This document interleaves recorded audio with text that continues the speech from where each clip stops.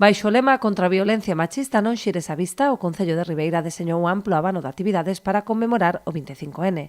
O Concello de Ribeira, a través do CIN, organiza unhas actividades de concienciación que non son o colofón de o que debemos facer durante todo o ano nos colexios, na sociedade, para que esta lacra que ningunha sociedade pode permitirse deixe de existir.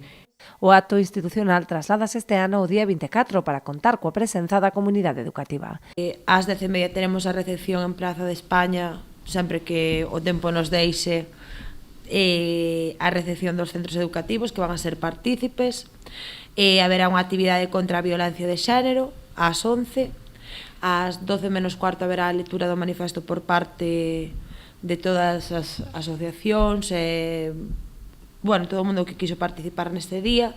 Os alumnos de terceiro da ESO terán un papel destacado na homenaxe ás 63 vítimas contabilizadas dende o pasado 25 de novembro, coa elaboración dunhas dornas de papel en lembranza de cada unha delas. Están elaborando unhas dornas, cada dorna vai a ser homenaxe a unha das mulleres víctimas deste ano.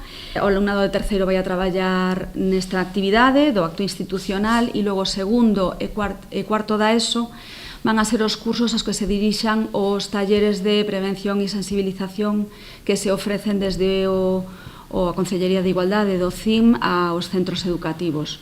O resto de cursos terá tamén presenza na programación cun contacontos online para infantil e primaria e un obradoiro sobre violencias sexuais que se impartirá no CIF Coroso para alumnado de FP Básica, enmarcado na campaña de fronte da Deputación da Coruña. Haberá tamén actividades para o resto de alumnado, como un concurso fotográfico para os nenos de primeiro da ESO. Coas instantáneas presentadas, elaborarase diverso material gráfico a difundir en redes sociais e espazos públicos do Concello. A programación chegará a súa fin o propio día 25 cun obradoiro de defensa persoal. A intención do Executivo é implantar esta actividade de xeito periódico no calendario do Concello.